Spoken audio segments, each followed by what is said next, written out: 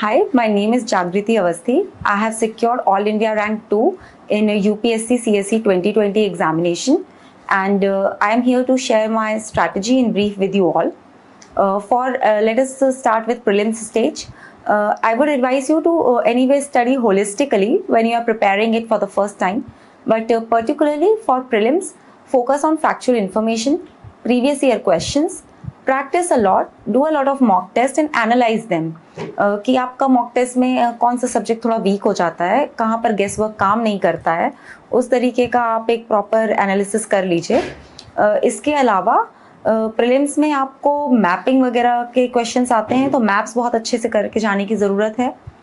Mains की बात करें तो टेस्ट सीरीज़ का रोल बहुत ज़्यादा है उसमें, क्योंकि लिखने की प्रैक्टिस होनी चाहिए और स्पीड होनी चाहिए. जब लिखते हैं तो अपना इंट्रोडक्शन, कंक्लूजन, मेन बॉडी एक प्रॉपर स्ट्रक्चर में लिखिए. आप चाहें तो इंट्रोडक्शन में डेफिनेशन, डेटा या कुछ बैकग्राउंड दे सकते हैं, और जो बॉडी रहती है उसको या तो प्रो कॉन्स अप्रोच अगर क्वेश्चन उस तरीके का है, या कुछ सोशल, इकोनॉमिक, एनवायरनमेंट ऐसा करके टुकड़ों में आप तोड़ दीजिए. कंक्लूजन में एक ओवरऑल सम अप हो, एक आगे के लिए विजन का कुछ दिखे, एक ऑप्टिमिस्टिक नोट लगे, ऐसा कुछ कंक्लूजन लिख लीजिए.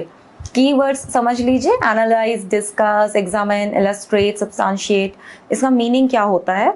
और मेंस में पर्टिकुलरली आपको थोड़ा सा एक हटके ओपिनियन होना चाहिए, तो थोड़ा एग्जांपल्स यूज़ करिए, और जहाँ कहीं भी डेटा यूज़ करते हैं तो उसका सोर्स ज़रूर रखिए, लिखें, और सोर्स जो हो वो एकदम ऑथेंटिक हो. कि आईपीसीसी की कोई रिपोर्ट है, यदि एनवायरनमेंट की बात करें, मिनिस्ट्री का कोई डेटा है, इकोनॉमिक सर्वे का डेटा है, या यूएन की कोई एजेंसी है, ऐसा डेटा आप यूज़ करिए.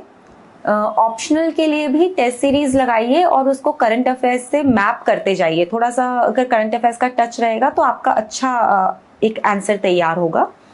अब बात करें इंटरव्यू की.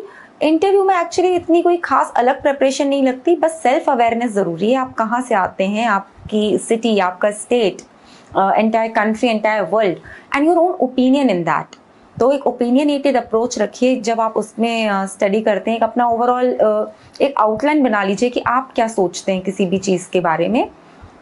इन सब से अलग एक जो कॉमन थ्रेड रन करता है वो है करंट अफेयर्स. तो करंट अफेयर्स के लिए मैं कहूँगी कि आप कोई भी एक न्यूज़पेपर पढ़िए, द हिंदू पढ़ें या इंडियन एक्सप्रेस, जो भी सूट करता है. और नोट्स मत बनाइए, कंपाइलेशंस यूज़ कर लीजिए जो भी मार्केट में आपको सूट करे, आपके टेस्ट के हिसाब से हो. और उन कंपाइलेशन के भी नोट्स मत बनाइए, इनफैक्ट सिर्फ हाईलाइट करते चलिए. उसके बाद आप करंट अफेयर्स में जब मेंस स्टेज में आ जाएं तो थोड़ा और गूगल कर सकते हैं, कुछ वेबसाइट्स को एक्सप्लोर कर सकते हैं. इसके अलावा करंट अफेयर्स में कुछ ऐसा खास नहीं है. इंटरव्यू में पर्टिकुलरली राज्यसभा टीवी के वीडियोस, द बिग पिक्चर, क्योंकि एक उसमें बोलने का तरीका आपको आ जाएगा. ओवरऑल यही स्ट्रैटेजी है, और तीनों स्टेज में प्रैक्टिस करिए. मैं अपने एक्सपीरियंस से एक चीज़ और कहूँगी कि प्रैक्टिस इतनी मत कर लीजिए कि एनालाइज ना कर पाएँ उस प्रैक्टिस को. सो रिमेन काम, remain consistent and strategise a lot. Syllabus should be on your tips, be it optional और GS. And for ethics particularly, I would say keep a very practical approach and how you expect an ethical Indian to be. उस एक point of view से answers लिखिए. चूँकि marksheet अभी बाहर नहीं आई है तो I don't know what work, what didn't work, but I guess this is what is expected of you in this entire examination. So keep working, keep preparing, work hard and have a very positive forward looking attitude. I think if you give your 100% to this examination, definitely you'll be able to crack. Highs and lows are a part of this exam, but don't get bogged down. When I left my job, I thought I had burnt my bridges, so there was no looking back. This is what is expected in this exam, and I wish you all the best. May the force be with you. Thank you.